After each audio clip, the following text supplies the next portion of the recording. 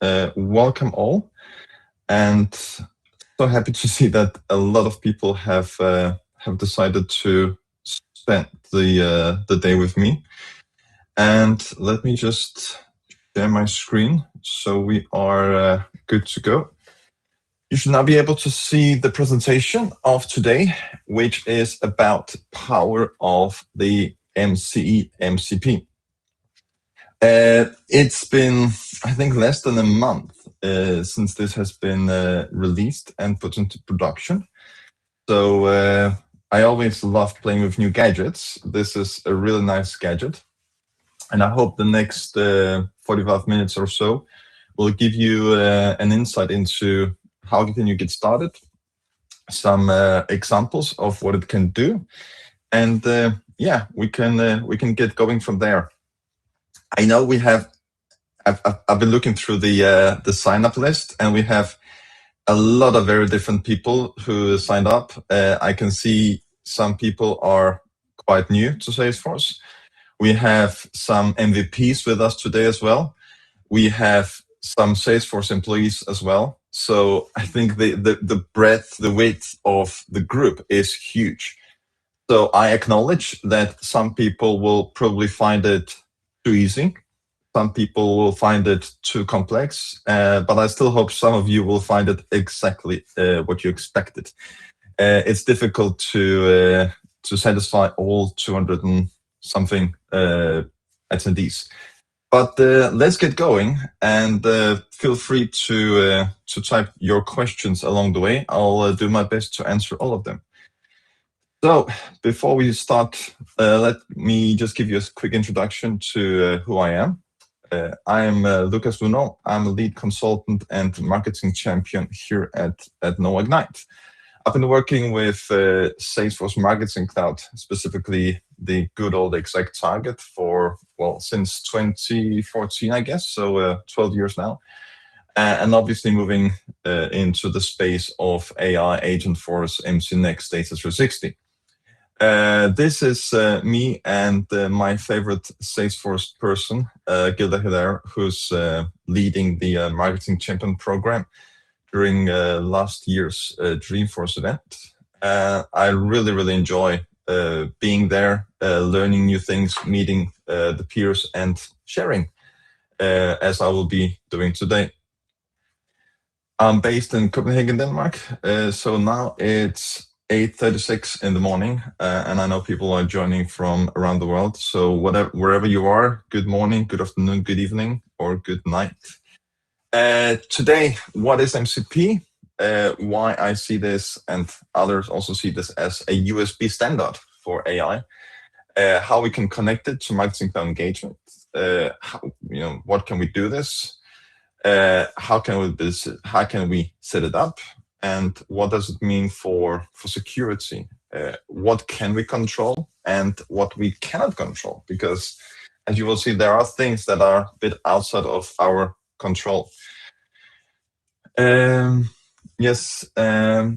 We have some live demo with a few use cases, and I can go on with a lot of use cases. But again, I think it's good for you to kind of see how can you get started. And the only thing I can recommend is take the learnings that you have here and use it for for your benefit, and apply this in your own environment.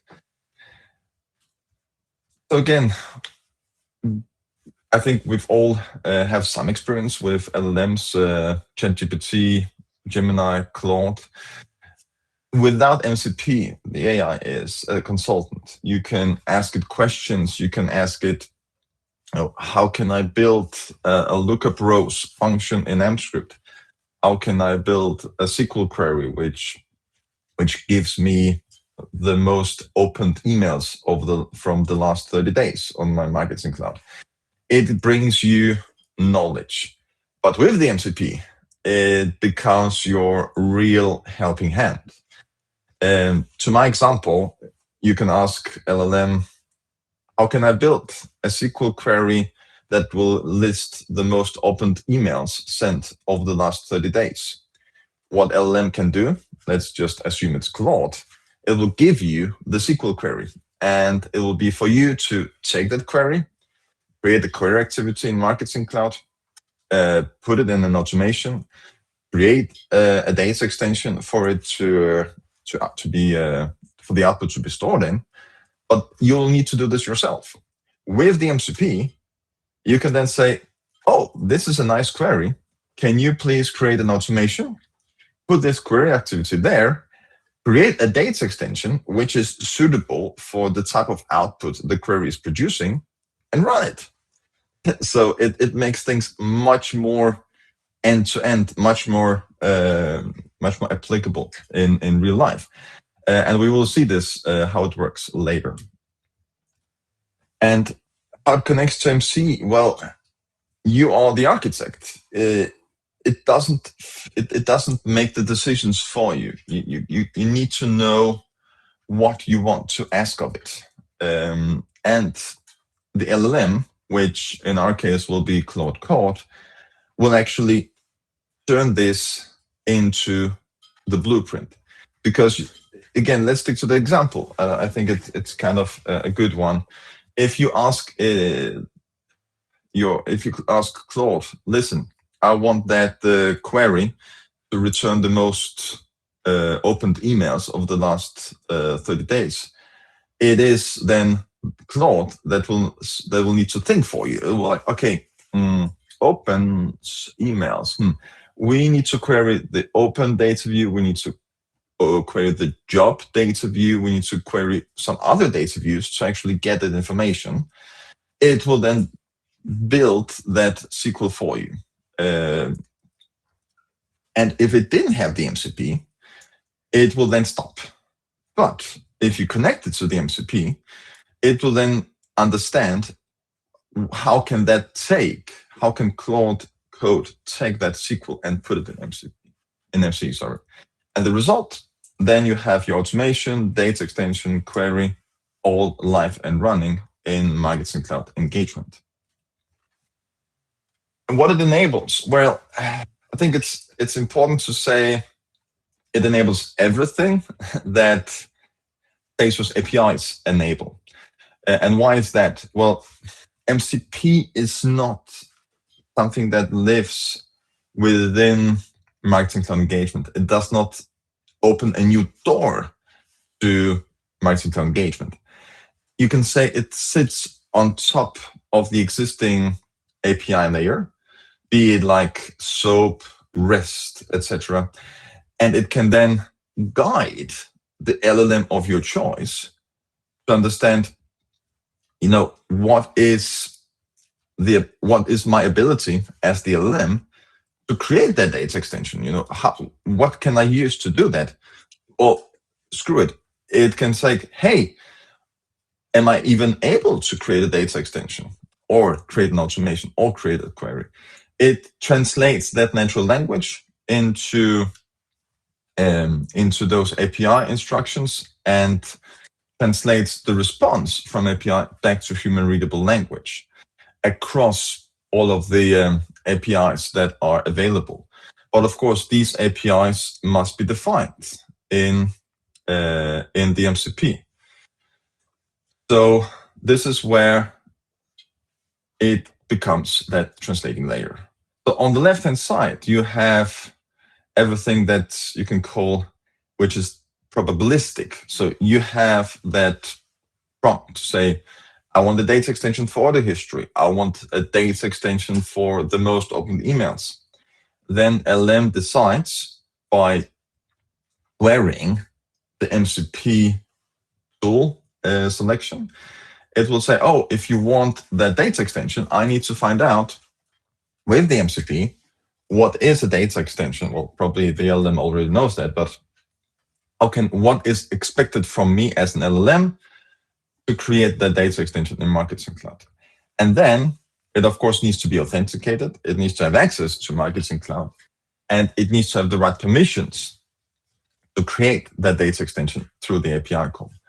So everything you see on the deterministic side here on the right, you can do that very much using Postman, using any API tool You can create this yourself. The only thing it does, it allows you to bring in all the features on the left-hand side. What is an MCP tool? Well, for us Scandinavians, we are very familiar with the drawing on the left, which is part of any IKEA assembly manual, which we have read way too many in our lives when we found our new apartment, moved into something bigger, and bought our Pax closet for our wardrobe. This is a tool, but on the right-hand side, you can see actual tool description from the MCP. So this is an example for a markdown, which is part of the MCP. It explains in details what the LLM, what Gemini, what Claude can expect from this feature in Marketing Cloud Engagement. So what we have here is we have an example for one of the activities we can build in Journey Builder. There is this Einstein sensor optimization, which we can use, and it explains to LLM how it works, what it is. I think most importantly, what parameters do we require for this activity to be created? Because then LLM will say, if I ask Claude to say, please add Einstein sensor optimization to my journey, Claude will then confer with MCP, try to see, does it say anything about Einstein sensor optimization, Einstein STO? Yes, it does. Then we'll see, we have some parameters that are required. Then Claude will say, "Hey, Lukas, you didn't tell me what's the target activity, what is the duration, etc." So we will we'll have the conversation back and forward and say, "Okay, this is what is required." Then Claude will take it forward with MCP. MCP will use the API integration to add this Einstein sensor optimization to the journey. We both have tools. This is what I just shared. But for those of you who know about Claude and other LLMs or AI tools, we do also have skills. And if you remember, the tool was basically a description of how to use this tool. It was the description of what is the tool capable of doing, how to use it. But skills can be a refinement of, how do we want to work with the tools. Skills can be something which, for me as a consultant, that can be very lightweight. It can be something that is specific to work. It can be about naming convention. So if I ask Claude to create a data extension, we can have a skill that says, whenever we create a data extension, it needs to adhere to this naming convention.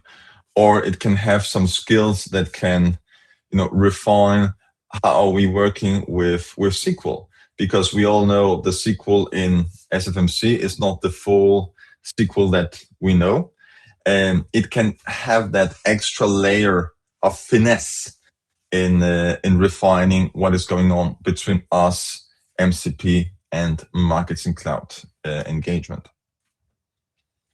So how can we then set this up? So first of all, we need some sort of LLM running on our machine. I'm personally using Claude Code, and in Marketing Cloud Engagement, as you might know, we need to set up a new package which will authenticate Marketing Cloud with which will add client ID and all that into Marketing Cloud and give the right scope for accessing.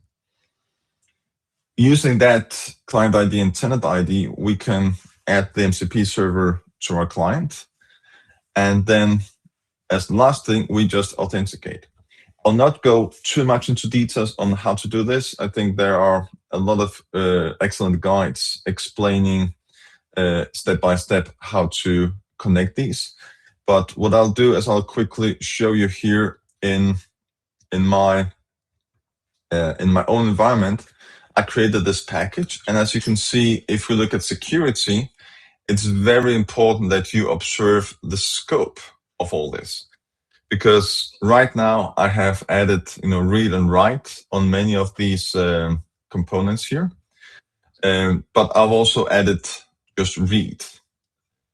We don't want to have too loose definitions here, because we really need to understand whatever you allow in this scope, LLM, your AI can do for you.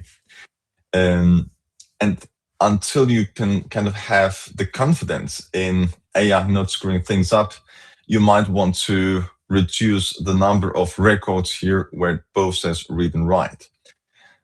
My general recommendation is to play around with this, where it's read everywhere.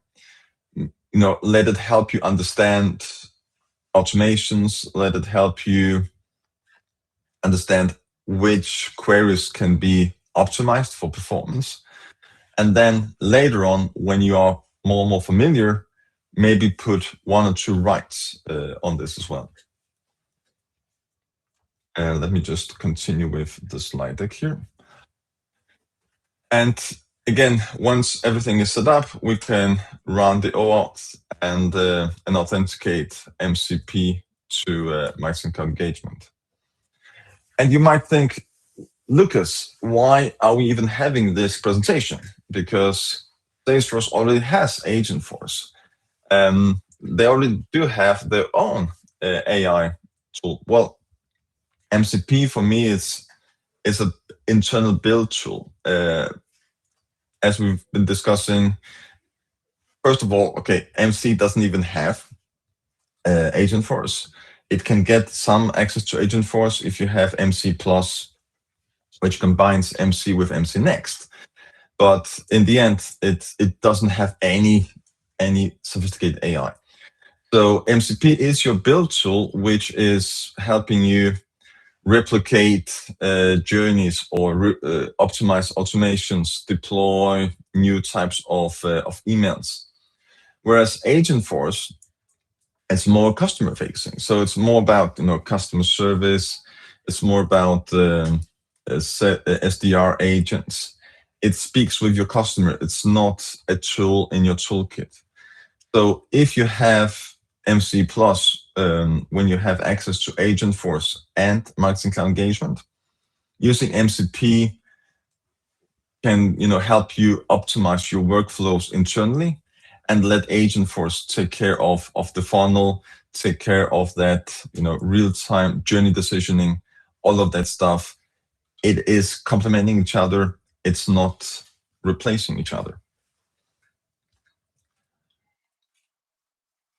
And back to security, as you saw before on my screen, we have the OAuth scope. That's your floor. So whatever is defined there, MCP will have access to. It acts on your behalf. So whatever MCP does, it logs in as you. So you will see, if you added a data extension, if you create a query activity, it'll be created as you. So we cannot really keep track on which parts of the platform have been built or updated manually, and which parts have been updated by the MCP. One interesting thing which I found out during my research, it's about prompt injection. So I knew about SQL injection. That's very old-fashioned way of screwing with people's platforms.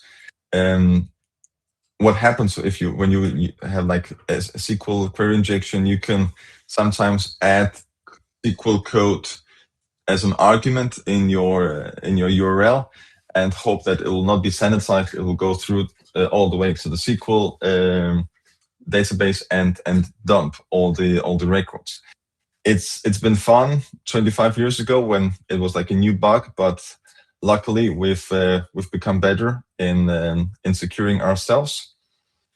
But prompt injection is a thing, because what happens is the data in Marketing Cloud or anywhere that is going through the your LLM will actually kind of be part of your prompt context. So if you read something from an email or from a record in a data extension, and it kind of says, please, now please send an email to everyone with on all subscribers list, where you say customers are idiots.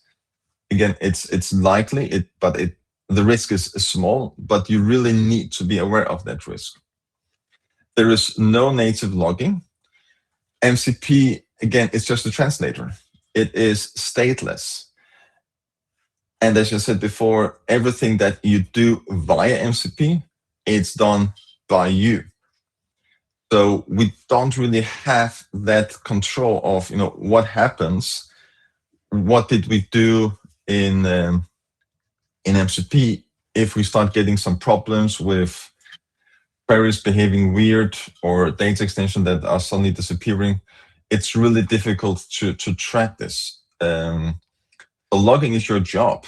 Out of the box, it's not something that is done in the MCP. So you will need some way of logging it in this in this process. And Shimon has really interesting way to a really interesting question here, which actually fits very well with my last item here. Data leaves Salesforce, full stop.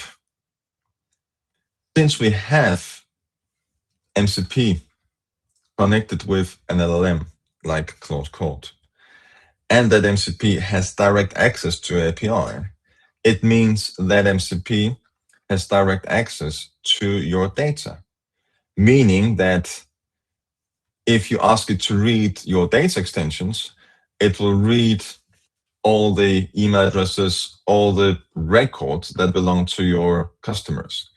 There is no trust layer. Salesforce emphasizes a lot that when you're using Agentforce, there is the trust layer. So the sensitive information never leaves the platform before it is handed over to an AI model. But in this case, it does. So you really need to be aware, again, how you use this, what do you use this for, and what scope do you give this? Because unfortunately, I wish that if I gave scoping access for my MCP to be able to read data extensions, I wish I could do it more granularly and say, okay, it's not, you can read the data extension, so you can read the columns, the name, data retention policy and all that, but you're not allowed to read records. So I can easily add a new column. I can copy a data extension into a new one with a new name. That will be more secure, because in that context, I will not allow it to read the data. But that's not as granular as it gets on Marketing Cloud. And again, a lot of good comments here. The current gap in MC, yes, the granular security is much more, core has much more built-in security. You have role level permissions and all that on Sales Cloud. It's much more robust. MCE is a marketing tool. It's a bit of a cowboy tool. I love it for that, but you really need to be careful with that access, with your LLMs getting access to the records. And another one, security risk in secret leakage. Yes, that's also highly likely. One thing is the records in the data extensions, but also if you have code resources or if you have script activities in your automation studio, what you have there, you have external API calls with client ID, client secrets. Yes, this will also be exposed to the LLM. So it's also more about, do you have like very basic public LLM that you have for free, or does your employer actually had a safeguarded private version of an LLM which will never leak data, or which is supposed never to leak data to external platforms? That's the question. Okay, we need to move forward. If you have a sandbox view, use it first there, play with it. Work on specific prompts. The shorter prompt, the higher risk for fuck-ups. Again, give only scope as little power as possible, and make sure that you ask your LLM. It can be via skills, to always ask for validation before it does anything on your behalf. Yeah, so we have some demo time here, and yeah, let's get going. So if I just close down this, we'll see here. I'm logged into the Claude right now, and I'm calling MCP to see which MCPs I have installed. Well, I have this one here. Maybe let's make this prompt a little bit bigger. And I can, there are 99 tools, and as you saw, the tool example that I shared was for the Einstein SGO, but there are tools for more or less everything. Let me re-authenticate. It now will open this window here that will require that I'm logged into my Marketing Cloud. If I were not, I will be prompted to log in again, because it works on my behalf. Now we're logged in, we can go into Claude Code. And what will we be doing today? So, for example, I have an automation here, which I've built, so I should know what it's doing, but it has no description. It has only the activities here. It has no annotations. So imagine I was a new person and I needed to understand what is going on in this environment. I could then say to Claude, find this automation and explain me what it is supposed to do. And let me just start by asking this and see if it works. So again, it does take some time for this to go through. And again, there are things that 100% are quicker and easier to do just by logging into to the platform. But if there are things that are more complex, you can then just leave this running for a minute or two, and it will get back to you with an explanation or the result. Yeah, so as you can see, this is the overall purpose. And here we have the step-by-step explanation to see what is going on. So again, imagine I was a consultant who was thrown into a project for a new customer, or I had a colleague who built this a year ago, and since that left the company, I will be left with this. I will like, what's going on here? I can just let Claude run, and now I will say, okay, this was an example of like a read-only activity. So now I will actually add, and then I will ask Claude to say, now, okay, now you understand what's going on here. Please update this description. under the summary and add each of those annotations so we know what is going on. Using the read MCP resource tool, now it needs to understand, okay, am I only able to read as I did before, or am I also able to write and update any of this? So right now it resolves.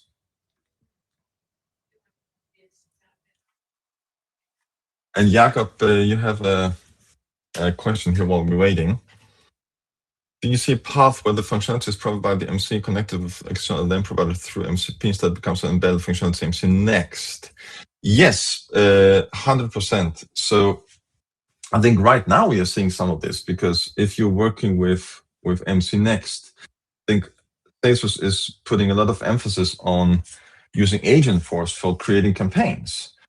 So you can tell Agentforce, listen, I have an email I will need to send to my most profitable customers.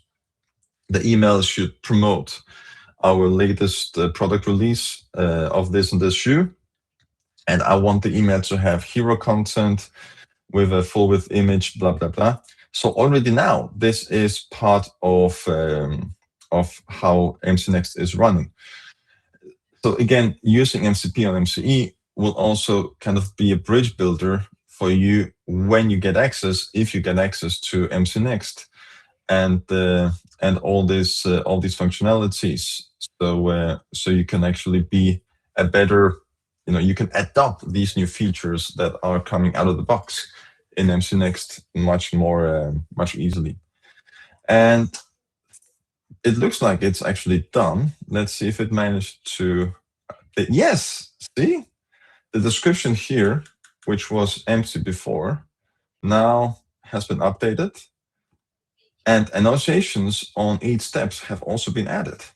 And this is like really, really awesome, because I can now, and I don't even have to save it, because it was already updated before I opened it. So yeah, I think this is quite cool, because some things that I hate doing, and I think that goes for many of us, is doing documentation. I love building stuff, but I don't think I've ever written that much comments on an automation that I built. So leaving this to an AI agent, leaving this to an AI agent is like really, really awesome and helpful. Before we run into more questions, I have another example which I also think is quite easy or quite cool. If you have if you had to build a data extension, it's time consuming, especially if it is a lot of columns. You need to evaluate, which columns should have what data types. When you have really, really long CSV files with a lot of rows, it might be difficult to know how big should my text fields be for these for the data to fit into those. So what I have here is I have a CSV file that I just added to my Claude Code, and I will also add this instruction. So analyze this CSV file and create a non-sample data extension in the root folder with matching data types for each of the columns. And those for you who want to see how it looks. So this is the CSV file. It has short text, longer text, longest text, some number. It has a number of columns, and I specifically chose them to represent what I know are the most common types of field types. And now, see, it asks me if it's allowed to use the get data extension folders, and I can allow once. And again, it will often ask you to, for these permissions, so it can validate that, yeah, I'm allowed to do this. And already here you can see that it started doing the analysis, and it already sees, yeah, we have some different lengths. We have some numbers, which is an integer, floats, booleans. Yeah, this is an interesting one to see. Yeah, where you're from, locale. Yeah, it's quite clever. So it found the root folder for data extensions, and now it's creating it. Data extension created successfully. Okay. Let's see if it works. We have contact builder here. Yay! Our data extension is here. And you can see the contact info is a primary key, which we also asked for, and a lot of different lengths. And we can see it actually, sorry, it messed up. It knew that it was supposed to set these lengths. Are you sure about lengths?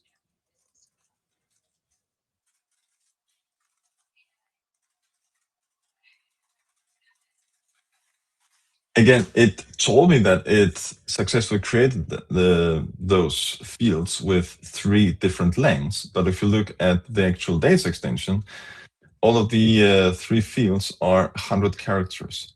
And right now, it will actually fail in making this 150, because as you know, if you have worked with these data extensions before, you cannot really set a length to something that is shorter than it was before.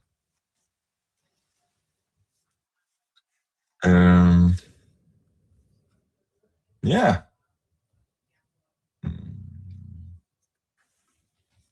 Please update the fields in the platform so they correspond to your findings. Since Marketing Cloud is large part also used by business users,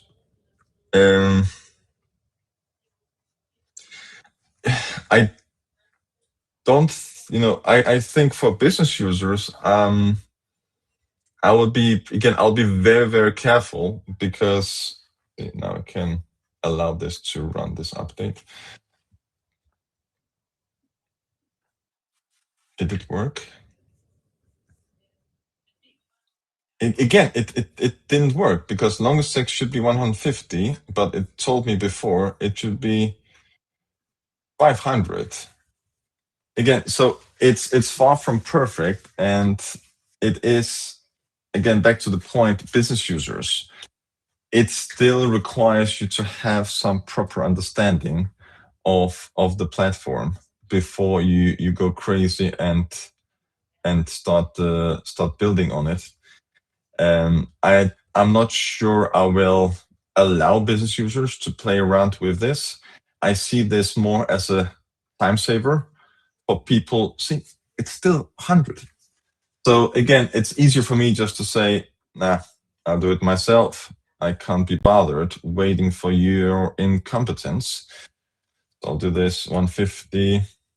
Yeah, all is good. So again, it's really far from perfect, but now try to import the CSV file into the XIP.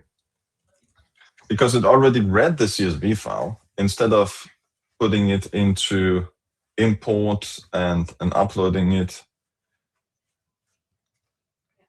Yeah, I can ask it to basically import all the rows and see how it goes. But yeah, Chetan, I will not let my business users run free with this. I would rather, stick to using this as a time saver for architects, for engineers, to make their lives easier. Because as you wrote, with great power comes great responsibility. So I'm not saying that business users don't have responsibility. I know some of those people who on this call are business users. I will not disrespect them.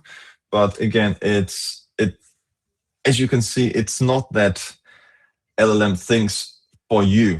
Right now, I'm also just using Sonnet model. I could be using a more expensive model, which probably could give me some more accurate results, and we'll see how this goes. It is not bulletproof, so we really need to be sure we know what we are doing before we let people loose here. So again, there is it is powerful, it is helpful, but as you can see, it's far from perfect. And let me just see if it starts uploading records here. Not yet. But again, I believe you trust me that it can still upload records here. And while we are at the small quirks, I asked it to create a journey, and it actually came up quite well. I asked it to create a journey with 3 different emails with engagement split and Einstein STO, and it kind of worked. Let me just bring up the slides again.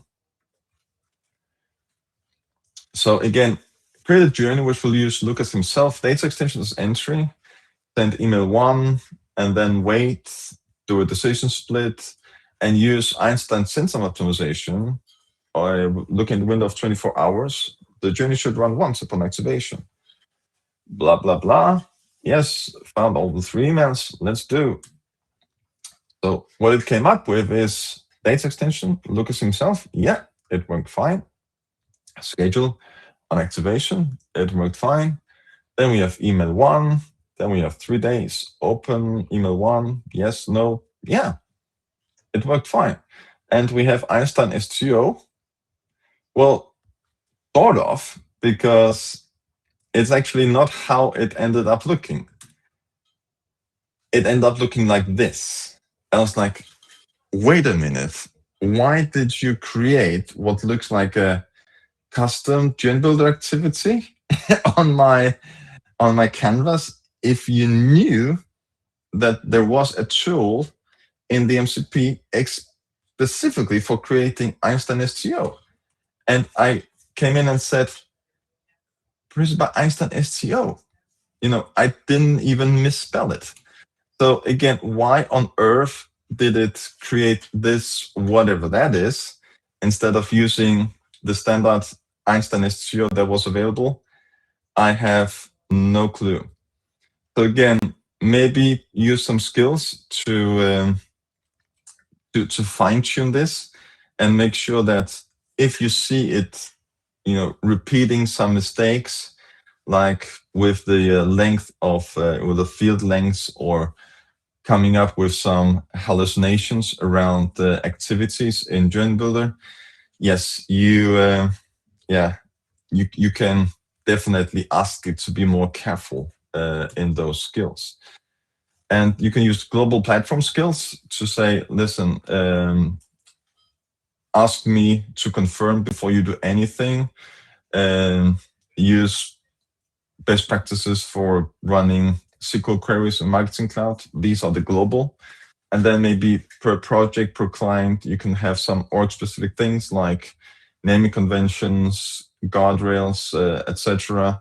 If you say, whenever you create data extensions in these specific folder, they should always have a data retention policy because they will be gone in 6 months, whatever. These are, really interesting and specific. There are a lot of, not a lot, but there are some resources and online on setting up MCP, and those useful links are out there. And I'll say thank you, but before I say thank you, Ida, you had a question. Can you show how you authenticate again? Of course I can. So let me just close this one here. And again, let me just exit this, quit. Okay, so now we are back here and we say Claude. So you cannot authenticate from Claude Code. By the way, let's check if it has imported these successfully. Yes, see, it worked. There are things that work. Some things don't work, but it actually was able to import those records into the data extension. Okay, so let me just log out so you can see the full login experience either. Okay, so we have our Claude here, and I go and set MCP, and I say, so first I need to add the MCP to my Claude, and this is by running this Claude MCP add, and there is the this URL which is in the documentation, and I need to add the tenant ID and the client ID from the app in setup. Once I do that, it is put into the Claude configuration, and it is added to this dropdown here. So I'll re-authenticate, and as you can see, I am not logged in. So let me just get the my username here,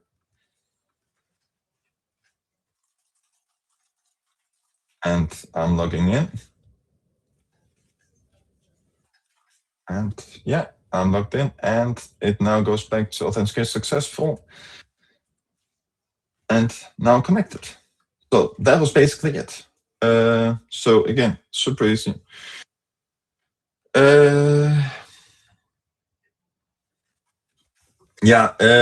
Tobias, how do you work around the 2500 row lookup limit in SFMC? Good question. Again, I haven't run a use case where I kind of have had this need for doing it. If I need to use MCP or Claude to analyze my data, when it's more than 2,500 rows, I'll probably download it into a CSV file and put it into Claude. Again, it very much depends on your use case.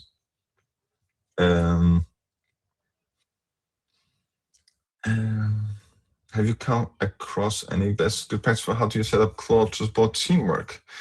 Well, yeah, we've been doing some tests here in the office because Claude has co-work and stuff like that.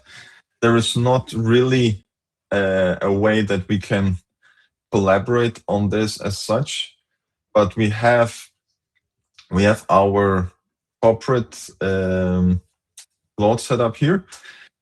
We have not yet come again. This is like super new, but what I think is very good from a team perspective is to have some shared skills, because in the skills you can define your best practices. You can give Claude a much stronger context on how you do things in your company, and this is, I think, the most important thing to keep in mind when you collaborate on the same environment. Make sure that everyone is working out the same context. And Rafa, all this is using, yes. Yeah, I know that, yeah, I think this was also raised before, the API consumption. It can kind of go crazy, but if you already have marketing cloud engagement, you probably have a number of different different systems that are pushing API calls into Marketing Cloud. Unless you do all of your work 8 hours a day, 5 days a week using Claude Code and MCP, I'm quite sure you won't hit the limits. I think using this, I will not worry about about API call limits. But there is, again, to your point, there is currently no easy report or easy status page where you can keep track on the API consumption on your environment. All right, and Michaela, Did you test users to explain backend errors? Yes, API MScript. Yeah, MScript runtime errors. It doesn't. They're not really logged anywhere. So I think the translation or interpretation of errors, it's more on the API responses it's bringing. So it will not analyze, those API calls as such. It will more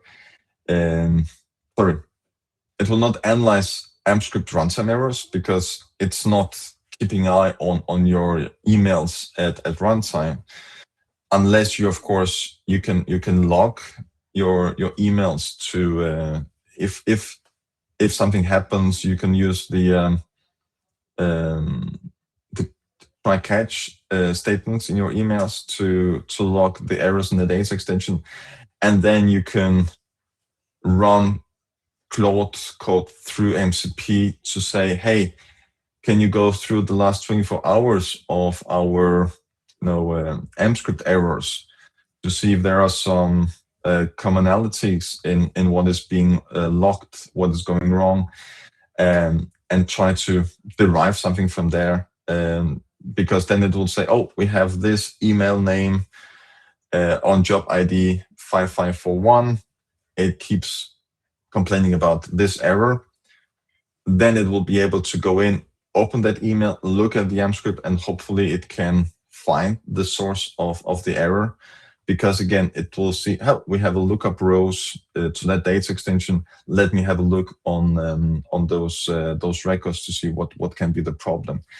I think that's my recommendation to how to work with these runtime errors. All right, thanks everyone for joining. It's been really interesting to go through both the slides and the demo with you. Thank you for tuning in, for listening, and I'll be sharing the recording with everyone who joined today and everyone else who also have signed up but maybe didn't have the opportunity to join. Feel free to share both the slides and the recording with your colleagues, with your friends, fellow Trailblazers. I'll be super happy to see you in an upcoming session. Thanks a lot, everyone, and have a fantastic day. Thank you and goodbye.